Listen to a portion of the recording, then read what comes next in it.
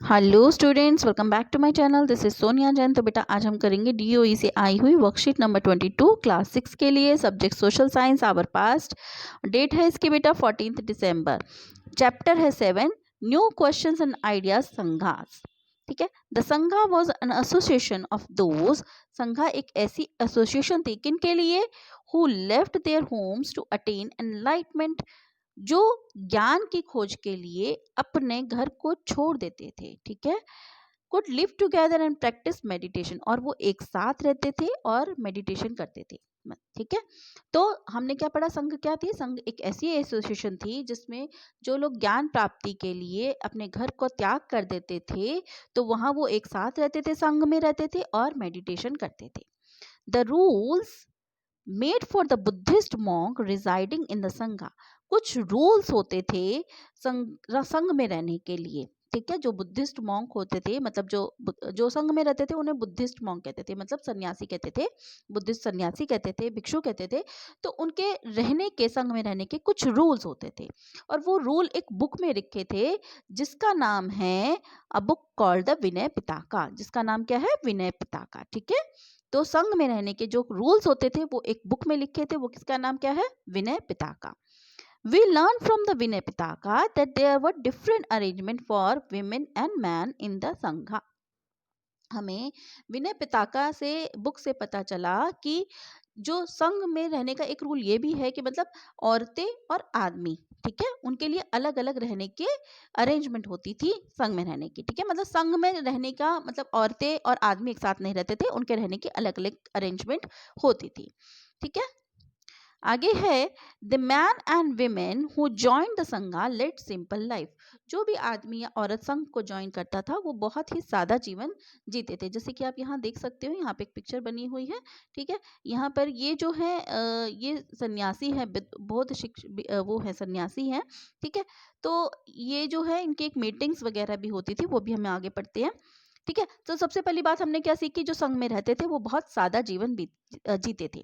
They meditated for most of the time. वो ज़्यादातर क्या करते थे? रहते थे, वो ज़्यादातर मेडिटेशन करते थे। And went to cities and villages to back for food, और गाँव और शहरों में जाते थे और खाने के लिए भिक्षा मांगते थे। They also held meetings with in the संघा, और अपने संघ में क्या करते थे? मीटिंग्स करते थे। दे वर नोन एज भिकूज एंड भिकुनीज, और उन्हें क्या कहा जाता था? भिकूज एंड भिकुनीज। मतलब जो आदमी होते थे उन्हें भिकूज कहा जाता था, और जो औरतें होती थी उन्हें भिकुनीज कहा जाता था। ठीक है। तो यहाँ पे ये मीटिंग ही चल रही है, ये देखिए सारे भिकूज और भिकूज बैठे हुए हैं। ठीक है। यहाँ पर राजा वगैरह भी बैठे जो उनकी मीटिंग में हिस्सा ले रहे हैं, बहुत मतलब ध्यान की बातें सुन रहे हैं। ठीक है। All man could join the संघा, सारे आदमी जो भी संघ को ज्वाइन करते थे कर सकते थे। ठीक है। कोई भी आदमी ज्वाइन कर सकता था संघ को। However children had to take the permission of their parents. हालांकि अगर कोई बच्चा होता था तो उसे अपने पेरेंट्स से परमिशन लेनी होती थी, मतलब अपने मम्मी पापा से परमिशन लेनी होती थी संघ को ज्वाइन करने के लिए। ठीक है। अनस्लेव दैट ऑफ देयर मास्टर, और अगर कोई दास होता था तो उसे अपने मास्टर से परमिशन लेनी होती थी, मतलब अपने स्वामी से परमिशन लेनी होती थी।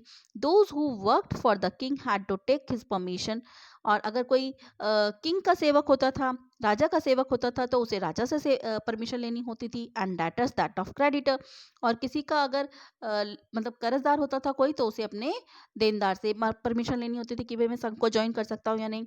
Women had to take permission to take their husband permission, और औरत को किससे परमिशन लेनी होती थी? अपने हस्बैंड से परमिशन लेनी होती थी। ठीक है। तो मतलब कोई भी संघ ज्वाइन कर सकता था, लेकिन अगर कोई बच्चा है तो उसे अपने पेरेंट्स से परमिशन लेनी होती थी।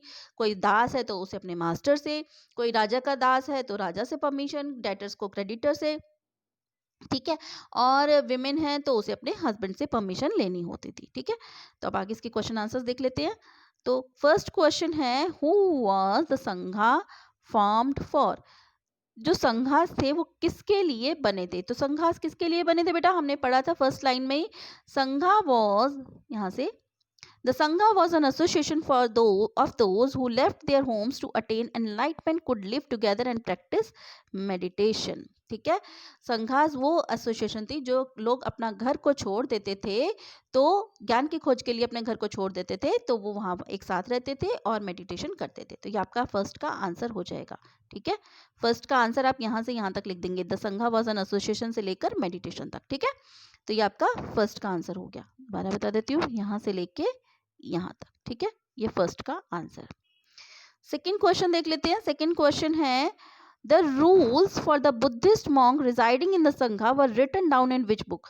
तो जो रूल्स थे बुद्धिस्ट मॉन्क के लिए, जो भी संघ में रहते थे, उनके क्या जो रूल्स थे वो एक बुक में लिखे हुए थे। उस बुक का नाम क्या था, हमने यहाँ पे पढ़ा है। तो इसका आंसर हम बेटा यहाँ लिखेंगे, वो है विनय पिटका। ठीक है, तो the rules made for Buddhist monk residing in the sangha were written down in the book called Vinaya Pitaka. ठीक है, तो ये आपका सेकंड का आंसर हो गया। ठीक है, सेकंड का आंसर, द रूल्स से लेकर आपको कहाँ तक लिखना है, विनय पिटका तक। ठीक है, अगर आप एक वर्ड का आंसर देना चाहते हैं तो खाली विनय पिटका भी लिख सकते हैं, तो भी ठीक होगा। ठीक है, but now you are in 6th class, तो आई थिंक कि आपको इतना आंसर तो एटलीस्ट लिख देना चाहिए। ठीक है, कुछ भी तो नहीं है, सब कुछ सेम ही है। देखिए मैं बता देती हूँ आपको यहाँ पर, the rules made for the Buddhist monk residing in the sangha were written down इन, बस विच बुक की जगह विनय पिटका बुक। ठीक है, नेक्स्ट है, what kind of life did the person who joined the संघा लिव। किस तरीके का जीवन जीते थे वो लोग जो संघा में रहते थे, संघ में रहते थे, वो किस तरीके का जीवन जीते थे। हमें पता है वो बहुत सादा जीवन जीते थे और गांव से शहरों से भिक्षा मांग के लाते थे। तो इसका आंसर यहाँ से लिख देंगे, the man and women who join the life sangha led simple life, they meditated for some most of the time. ठीक है, and went to city and villages to back for food. तो ये आपका थर्ड का आंसर हो जाएगा। ठीक है बेटा, तो ये यहाँ से लेकर आपका यहाँ तक थर्ड का आंसर है। ठीक है, तो यहाँ पर ही हमारी वर्कशीट कंप्लीट होती है। नेक्स्ट वीडियो में नई वर्कशीट के साथ मिलेंगे। अगर आपको मेरे वीडियोस अच्छे लगते हैं तो प्लीज़ उन्हें लाइक कर दीजिए। एक लाइक से आपका मेरा मोटिवेशन बढ़ जाता है कि मेरे को और अच्छा लगता है कि मैं और वीडियोस बनाऊं। So stay tuned for more videos, till then bye bye.